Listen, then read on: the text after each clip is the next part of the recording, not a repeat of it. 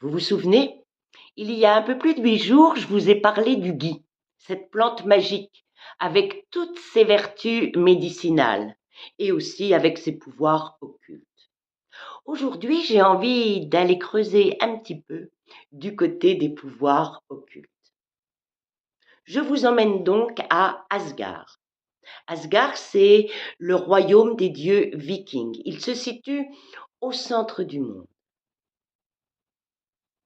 Nous y voilà. Le conseil des dieux se divertit, comme à son habitude. Il laisse le temps passer et rit des farces de Loki. Soudain, Baldr apparaît, pâle, la frayeur brûlant ses yeux. Oh non, ça n'atténue pas sa beauté.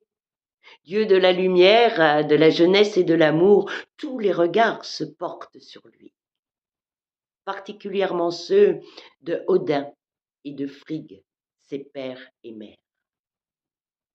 Le silence se fait, on attend que Baldr parle. Alors il raconte ses cauchemars répétitifs, lourds, effrayants, persistants depuis de nombreuses nuits. C'est sûr, sa mort est annoncée. Chaque dieu essaie de rassurer Baldr, mais tous savent que quand la Volva se présente, les prophéties deviennent vérité. On tient conseil. Frigg propose d'aller à la rencontre de tout ce qui se trouve dans le ciel et de tout ce qui se trouve sur terre. Revêtue de son plumage de faucon, elle disparaît bientôt et elle mène à bien son projet. Oui, chaque créature a juré de ne faire aucun mal à Baldr.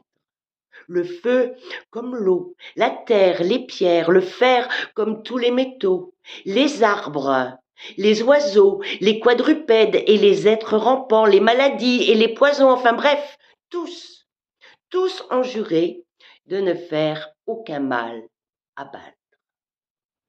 Les dieux se réjouissent. Baldr est devenu invulnérable, immortel. Alors ils inventent un nouveau jeu, ces dieux enfantins, pour tester la nouvelle invulnérabilité de Baldr. Ils lui lancent des flèches, des pierres, des haches, mais tous ces objets arrêtent leur course avant d'atteindre Baldr. C'est sûr, Baldr est devenu invulnérable, immortel, et les dieux se réjouissent. Loki, dans son coin, n'est pas tout à fait du même avis. Loki, lui, est un fils de géant. Il n'a donc rien à faire parmi les dieux vikings. Mais il est tellement rusé, débrouillard, convaincant, et il a tellement démêlé de problèmes pour les dieux que s'il le tolère. Il le sait.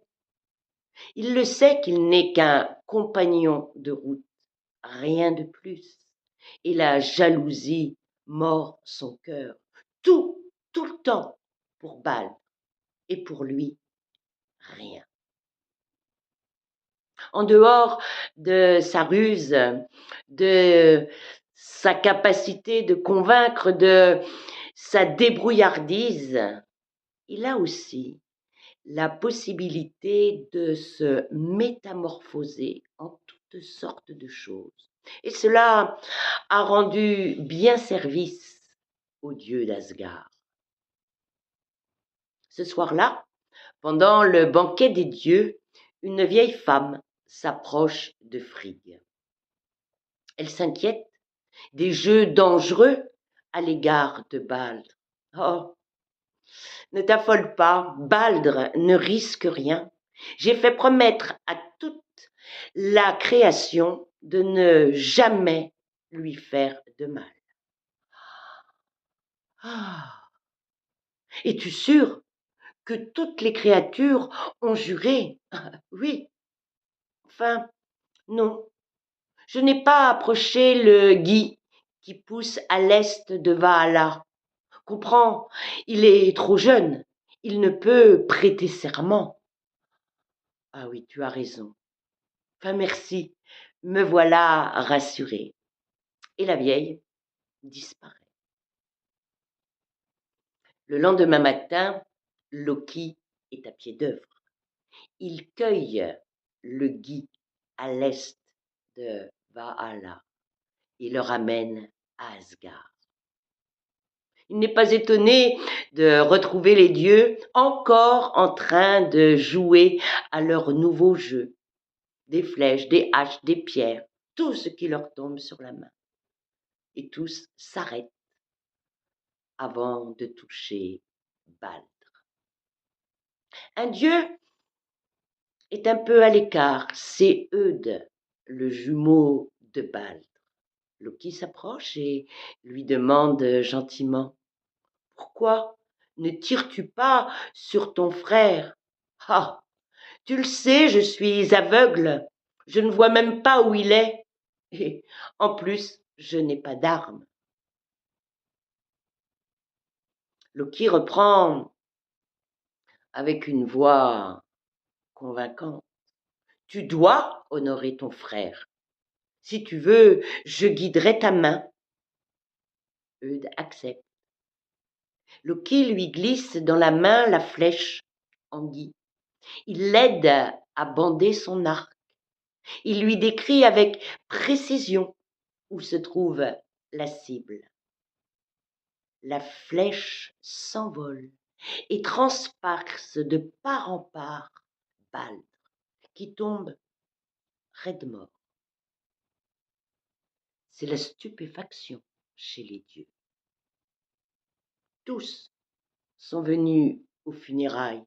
Odin, Frigg, les Valkyries et leurs corbeaux, les géants du givre, les géants des montagnes, et Asgard n'est qu'une douloureuse lamentation.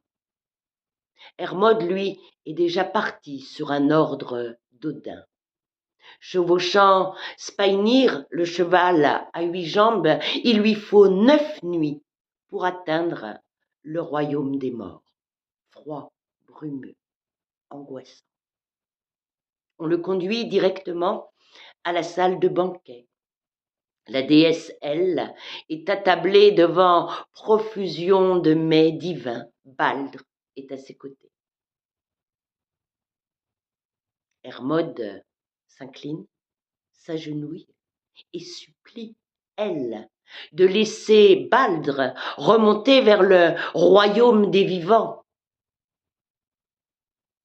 D'accord, acquiesce celle-ci, mais à une condition. Toutes les créatures de la création doivent pleurer la mort de Baldr. S'il en est une, et rien qu'une, qui s'y refuse, le dieu de la lumière restera à mes côtés. À travers l'univers, on envoie des centaines de messagers. Et toutes les créatures s'exécutent. Elles pleurent la mort de Baldr, sauf une, la géante Toc. Et elle sait que si elle refuse ses pleurs, Baldr restera au royaume des morts. Alors elle s'entête. Certains diront en fait que la géante Toc n'est autre que Loki métamorphosé une nouvelle fois.